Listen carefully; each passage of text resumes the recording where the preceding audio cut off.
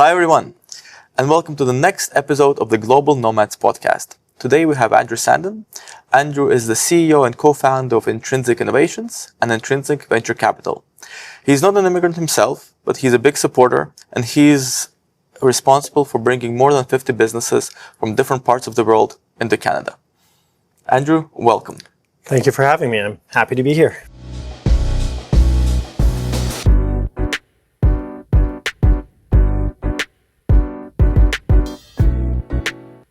What we'll be talking today is going to be very interesting for our viewers. We have people previously who have had businesses, but we haven't had a chance to talk with someone who actually evaluated businesses before.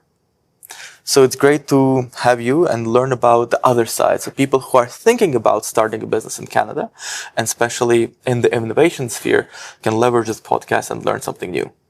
Perfect. Thank you. So your career right now is doing work in the intersection of startups, in the technology and global markets. So tell us a little bit about that journey. What brought you into that? Well, to be honest, growing up, I didn't have a lot of exposure to an international audience. I grew up in rural Alberta. Even moving to Calgary for university, it was still not that diverse. I find in the last 20 to 30 years, the diversity in Canada has grown tremendously, and that's a great thing. I guess what inspired me to start working with international entrepreneurs was my time later on in my career, when I was at Innovate Calgary, which became Platform Calgary, working on Canada's startup visa program. I was tasked with identifying a way to make the program work, given the entity's focus on building Calgary's entrepreneurial community. And it wasn't an easy task, but what I found is just the relationships we developed with our clients, the newcomer entrepreneurs. Those relationships were just tremendously valuable to me, just personally and professionally. They were, can't think of the word, but incredibly inspiring individuals that we met through that program. Well, I believe that entrepreneurs are inspiring in general, just because, you're willing to risk a lot and go and start something Of course. that you're passionate in. But especially if you're immigrating and starting a business, it adds to the complexity, because you have to also take into account the relocation difficulties, the cultural difficulties that one person will face. Exactly. And, to want to immigrate to a new country, to leave the place that you called home for the entirety of your life, that tells you a little bit about your risk profile. And entrepreneurs, again, they need to have a high willingness to accept risk. So there's a good match between immigrant entrepreneurs and entrepreneurs in general. And do you think that when you look at entrepreneurs, the Canadian entrepreneurs and the immigrant entrepreneurs, outside of the risk profile, are there any other qualities that make the immigrant entrepreneurs stand out a little bit? I think the most obvious one that I think people tend to talk about is you come with a very different perspective. You grew up in a different culture, or you've grown up in an education system that teaches you to think a different way than a resident Canadian would think. So when you see a problem in Canada, you actually approach it from a different perspective than a Canadian would. So that might give you a leg up on the Canadian, resident Canadian entrepreneur, because now you're bringing a different solution to an age-old problem.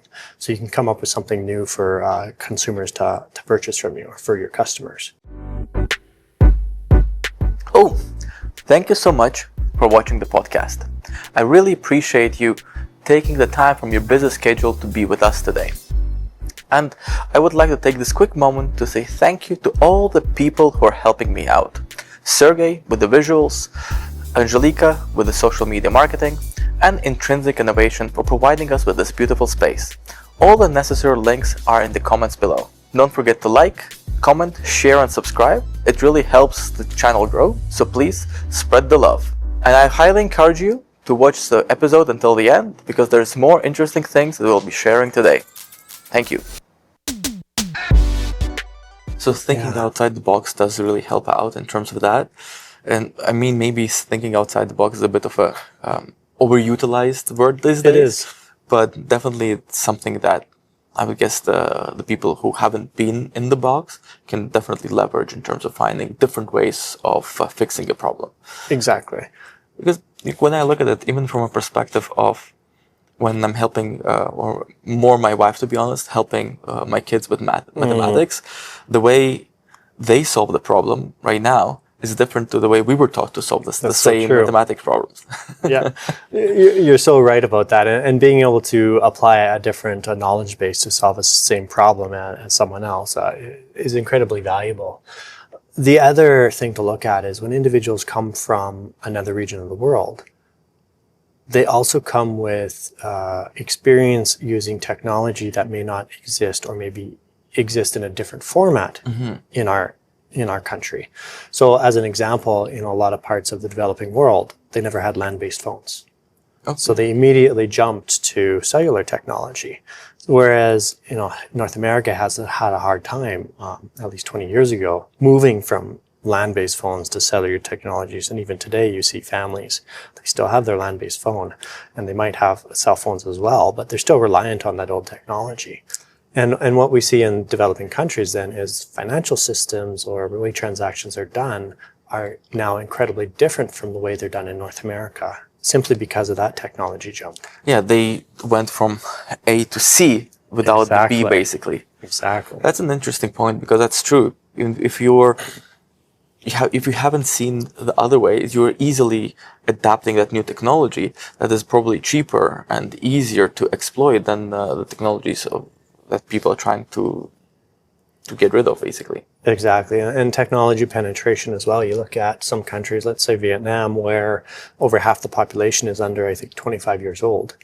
And average mobile device usage, I think, is over 2 devices per individual, per capita. Yeah.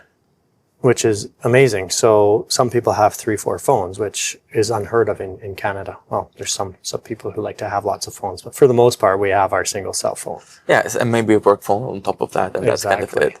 It's interesting, but to your point, yeah, like multiple SIM card phones, multiple phones is something is even in my culture. Yeah, exactly. And I guess the other thing is also it depends on the competition in that country. Like if we're talking about phones, right? Like if it's cheap to buy a phone, if it's cheap to buy data, it's you will be able to afford it. Yeah, yeah, and I think you brought up a good point. There is why is it cheap? So in Canada, cell phone technology is a little more expensive because our geography. We are a small population distributed amongst a large land base. So things like cellular technology is more expensive because we need more cell towers per person. Things like mailing something, shipping a package across a country, more expensive because, again, it has to go further. There's less population to subsidize the overall network. So when you look at China with a smaller land base in Canada, but a population that's 25 times the size of Canada, shipping in China is incredibly cheap. I can buy something, 50-cent product and have it shipped to my door in 24 hours with no shipping cost. That does make a lot of sense, because when you look at the end of the day, what do businesses want to do is make money. Yeah. And of course, if you're investing to something, and I guess that's one of the reasons and one of the difficulties why, for example, if we're talking about Calgary, that there's no train between Calgary and Edmonton because the cost doesn't justify itself. Whereas if you look at China, they're building high-speed trains very regularly because, again, there's enough of a population base to justify those expenses. Exactly. But speaking of China and speaking of Vietnam, I know that you have an office in Malaysia, but you also do a lot of business with, again, Vietnam, with China, with Singapore. And so what made you choose those regions as a focus for Intrinsic? I think in our early days of working with newcomer entrepreneurs and just looking at what regions entrepreneurs applied from, the significant demand was from Southeast Asia and North Asia and China. So just simply by that, we started getting a lot of experience working with individuals from those countries. My co-founder, Alec Wong, is also from China. He spent 20 years in Calgary, so he's really very much a Calgarian now. Yep. But because of his time in China, he has very deep relationships with large corporations, government, different officials, different individuals in China. So that brings us a very strong network in that region. And then what happens is outside of that region, we start to meet individuals during our travels and start to just, in our discussions, develop our relationship, find synergies, find commonalities that we want to work together on. And so our Malaysia office really was founded through that. We found an individual. She just turned 30 this year, incredibly hardworking individual, super connected, super successful in her own way in Malaysia. And we chose her to be our CEO. And it was really, a multi-year relationship before we made the decision to have her lead that office. But because of our relationship with that individual, that's why we chose Malaysia instead of somewhere like Vietnam or somewhere like Thailand. So relationships can really influence the decision making. Exactly. For us, relationships precede opportunity. So if we have a strong relationship with an individual, there's trust there. And then we can trust that individual to bring in business no matter what country that we're operating out of. I think that's a very good point that you raised, because sometimes people think that the opportunity precedes the relationship. But if you invest in good, strong relationships, they will develop into opportunities because there's trust, because there's common interest. And if you're working with someone who you enjoy and you have similar views, you're going to be even more successful. Exactly. A business partnership is like a marriage. You're working with this individual for many years, and sometimes it's even harder to get a divorce than actual marriage. So for us, we look at relationship first. We want to make sure we enjoy working with individuals that we partner with. And again, because we've developed that relationship, we have that very strong trust in that leadership. So when you're talking about relationships, and I'm going to ask you some questions on the VC side of things. We'll have conversations, you would hear a lot of them online, where people have had the opportunity to raise funds and they're talking about their experience. But I want to shift the gears in terms of when you evaluate a company from a VC perspective to participate, or even maybe not yourselves, but introduce someone who would participate in the company. What kind of things do you look at from an evaluations perspective? I think I'll caveat what I say with every investor is very different, and our work involves understanding cultural expectations or cultural understanding. So, for example, American investors sometimes really appreciate a cold reach out. They'll respond to a phone call or a cold email, or even just a very, very lukewarm introduction. In my view, Canadian investors are less willing to do that. We're very much more relationship-based. So especially myself, if I get a cold email or a cold phone call, I'm probably not going to respond favorably to that, entrepreneur. Yeah. It's going to take a relationship to be built first before you try to do your pitch on me. Well, just like any sales call in Canada, if you're trying to sell something in Canada, door-to-door is hardly going to work successfully. It's going to take many months of relationship development before you're able to land that first sell. And I think investors in Canada are very much the same way. We want to see you establish a relationship. We want to see you build your product or build your company, meet the milestones that you say you're going to meet.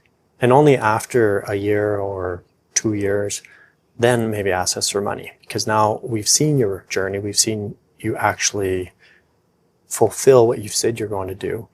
And then we have that trust now and we're ready to invest. So you're bought in already from a story perspective. Exactly. On this note though, when you're talking about, let's say, Canadian startup ecosystem, because sometimes when, especially people from a little less developed countries, they look at the US, look at Canada, they look at the Western Europe as places where you will come, you will start a company and you will get millions in overnight. Which is, of course, not usually the case, to put it diplomatically.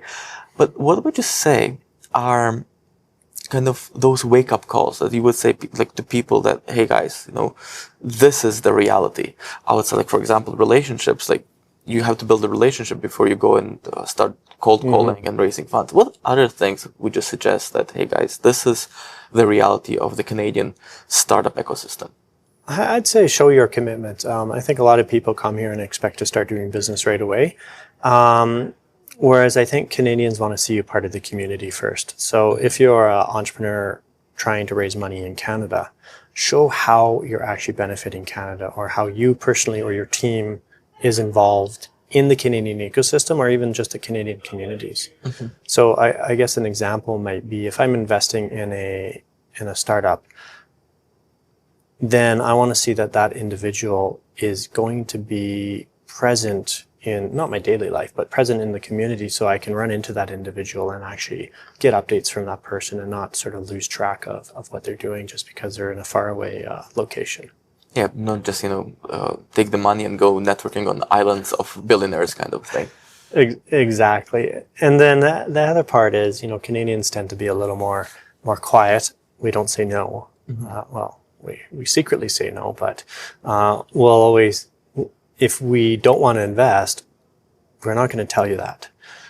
So it's going to be sort of a very strange relationship in the sense that you're going to keep following up with a Canadian investor and they might not say no, which may give you the feeling they really want to invest, but that may not be the case. So I think my advice for any entrepreneurs talking to a Canadian potential investor would be just, ask blunt questions in terms of investment.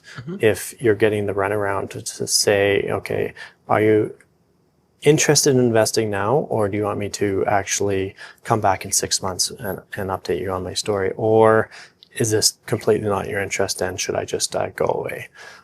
But the other part of that is going back to relationship. So you're not just talking to that investor because you want money. We value the continued relationship. So if I see an entrepreneur that's totally not of interest to me, let's say it's a different sector, let's say it's a sector I've never invested in, I have no experience in, my first answer will definitely be no, but I probably won't say that just because I'm Canadian. But if that entrepreneur keeps coming back to me and instead of asking me for money, either gives me updates or maybe says, hey, can we go have a coffee? Can I get some advice from you? Or, hey, I saw this really cool product that's related to prior investments you have made. So making an introduction or showing that they actually understand what I like to invest in. Over time, that relationship gets stronger and I start to trust that entrepreneur a lot more, which means even though I've never invested in that sector, maybe after a year, 18 months, I say, oh, well, actually, I really like who you are as a person and I like how you're building your business and how you value your relationships with the community, with the ecosystem. I might actually invest at that point. So we're looking at not just the money participation, but being there in general and of course you're then investing not into the business, you're investing into the individual because you bought it. Very much the individual. And you see that in Silicon Valley is entrepreneurs building or raising money on just a pitch deck, no product, nothing built yet, no single line of code. There's a high success rate with second, third time entrepreneurs because they've already built those relationships. They've already proven that they're able to build a good business. So their next business, they're able to raise money without doing anything to start. But if it's an immigrant entrepreneur and they built the business and sold it in their own home country and that's the second, how can they leverage that experience here in Canada? That's a tough question. In my experience, it's very difficult. Because you haven't built those relationships. So even though you have a track record, how do you validate that track record? How does an investor in Canada actually see you've done this? You've sold a $10 million company. That's not a huge amount of money to go across borders to say, hey, I can do proper due diligence on that individual. So unless it's a name brand company that you've sold and built, and I can say, oh, you are Elon Musk. I definitely will invest in you. It's definitely a hard sell. So it goes back to relationships. But the other way you can do it is look at how people are connected. Because if you are from a region where you've had an exit, you can find out, okay, who in my region are connected to investors in Canada. I see. And then try to connect that way and then get that warm referral in that way. So for example, if I'm from Germany, I'll go go to the Canadian Trade Commissioner in Germany and say, hey, I'm moving to Canada. I want to raise money in Canada. Do you know of any connections in Germany that can introduce me to Canadian investors? And that way, at least you will have a warm introduction. Again, you can start that journey. Because now you have a Canadian expat living in Germany who has connections in Canada, is trusted by those Canadian connections, and they can provide that warm introduction. And then, we were talking about the things that people should be doing, but you've probably seen some things where either they were red flags to you when you're talking to an individual, or maybe some mistakes that there's, oh, like, I think this person should have avoided it. Yeah. Something you could share along those lines? For me personally, overconfidence is huge. So it comes across as arrogance. So if someone is just overconfident, they're maybe exaggerating their potential revenue in the future. They may be dropping names. So again, they're showing that they're super connected, whereas I have no way to validate that. That's going to turn me off as an investor. That's going to make me lose trust in that individual, versus if they're just honest with me, come to me, I mentioned earlier, seek advice, just ask questions, ask about my expertise and how I can help you as an entrepreneur. I think that helps me gain more comfort in you as a person. It's interesting because name dropping is something that turns me off as well, like when I talk to someone. And of course, being a long-time banker, you would have different types of individuals. And of course, some of them would name drop a lot. Of course. Every time a person name drops, I think they're not actually what they're saying, and it gives the opposite impression. Yeah. Whereas in some cultures, I know it's a thing, because without naming the cultures, but I know in some cultures, it's a preference that you're name dropping, and kind of raises you in your counterpart's eyes. Yeah, of course. But I think in a Canadian cultural context, name dropping actually reduces your credibility, unless you can get that warm introduction. So on a cultural basis, so we would say name dropping, don't do that. Don't be just for the transaction, be for the relationships. Yeah. Anything else that an immigrant who is already here maybe is thinking about starting a innovation business, and regardless of the sector, or is planning to move to Canada and continue their startup journey here? Yeah, I think there's one part that I'm a bit torn on. So if you're an immigrant or a newcomer to Canada, or first or even second generation Canadian, go to your ethnic community organization centers, because those people, again, it's about relationship, but those individuals will be probably likely to support what you're doing because they feel connected to you. They feel similar to you because they're also in Canada. They're also from your native country.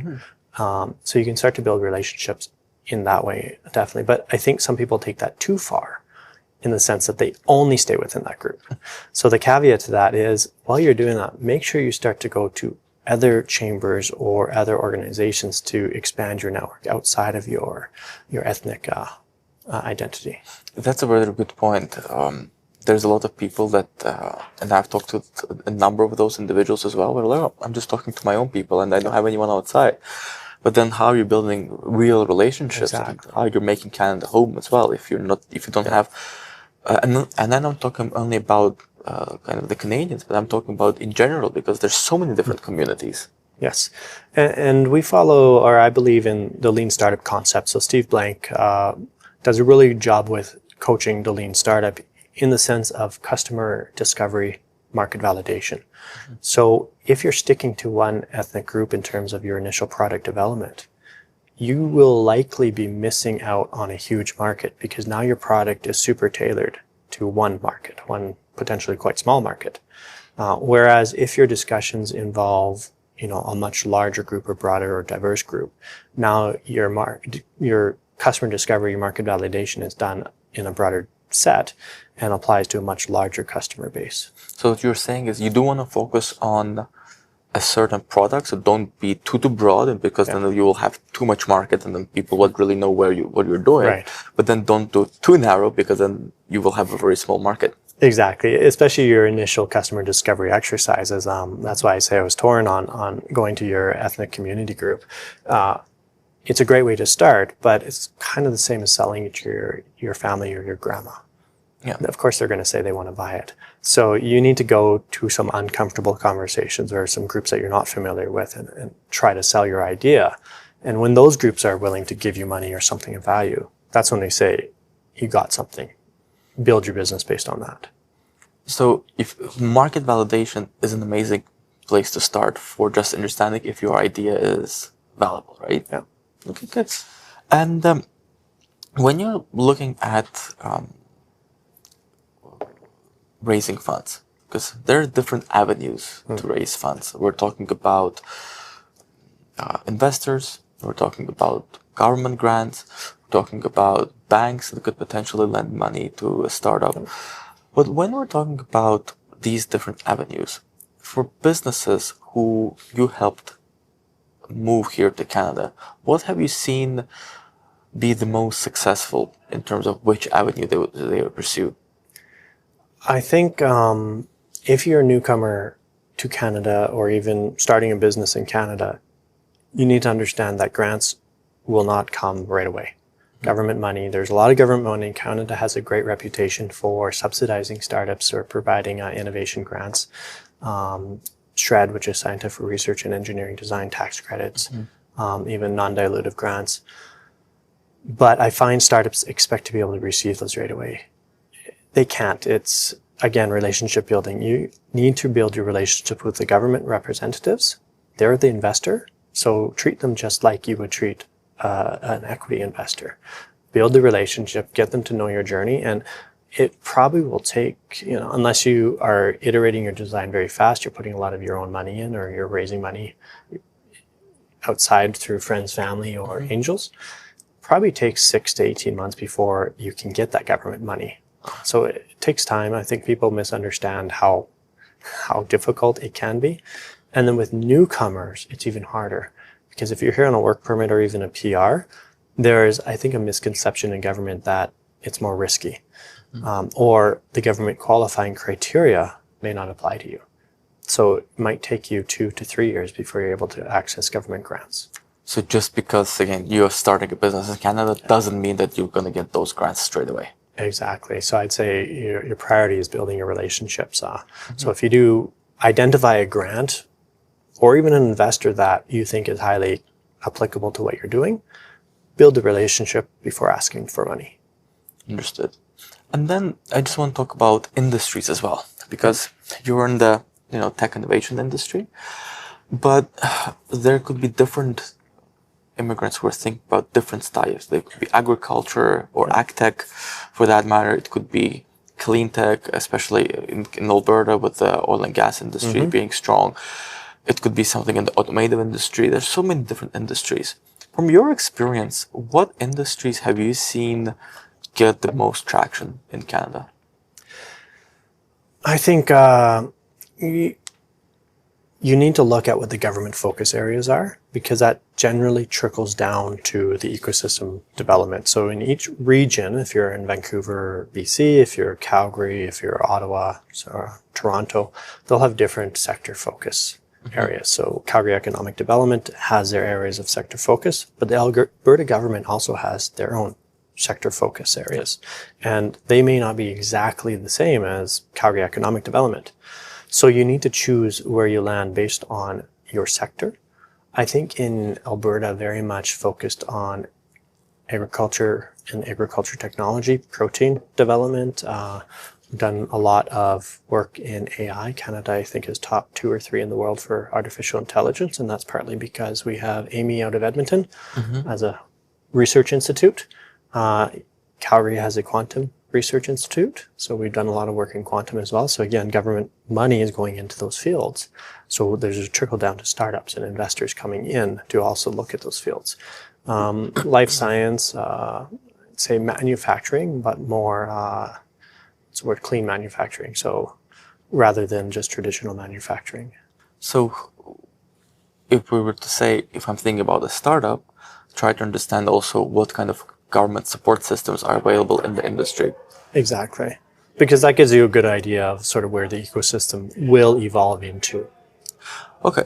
But if we're talking about like today's world, and we're talking about how trade diversification is being top of mind for everyone, in your opinion, for Canada to stay competitive on a global stage, what should be done today, or what should be changed within the next decade, let's say? I think we're starting to do it, partly because of the U.S. fallout from these tariff talks. But things like the CPTPP, which is a comprehensive partnership in trade Can you in explain Asia. what it stands for? So that our So the audience may not- acronym is very difficult, but I believe it's called the Comprehensive and Progressive Trade Partnership something. But what effectively it is a free trade agreement between the Asia Pacific region, including Canada. So I think there's 11 member countries. Don't quote me on that. But essentially it eases trades between those countries. So it's kind of like NAFTA of the old days. So now our government has focused billions of dollars on expanding our trade relationships with those member countries, which is incredible. And we saw when our current Prime Minister got into power, I think he spent more than half his time outside of Canada, sorry. He's done, I think, double the trade missions that any other prime minister has done in all these recent years. He visited China, the first time a prime minister has done that in 10 years. In 10 years? Okay, I didn't know that. 10 years. So the fact that this is happening, I believe our government has started to identify what needs to be done. And in my opinion, that is cut our reliance on the US and actually invest in expanding trade around the world, help Canadians become comfortable with trading with countries other than the US, because I think as a Canadian and as working with entrepreneurs, we are overly comfortable, overly reliant on the US. I think regions, South America, Africa, Asia are a bit foreign to a lot of Canadians who are not comfortable dealing with those regions. We do a bit of trade, more trade with Europe, but I think that's because maybe history and government relations have taught us to be more comfortable with those regions.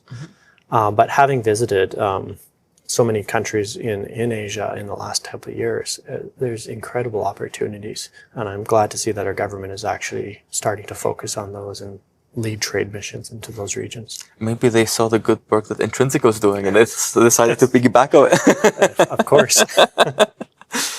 And then just about continuing the conversation about the future. And again, going back to the international, sorry, not the internet, the technology background. What do you think are going to be some of the changes, especially with AI coming in to play, with again building businesses, raising funds, kind of going global maybe even. But let's talk about raising funds at the moment. I think you're going to have to be much smarter, much more well-researched, because AI is changing everything. So if your business, it doesn't have to be an AI business, but it better use AI to make your business efficient, because if you don't, you're not going to raise money. So I think that's one thing. And I guess AI will make the importance of the relationship building that you talked to earlier even more important, just to differentiate yourself from someone who is basing their research on artificial intelligence and someone who is actually building those connections.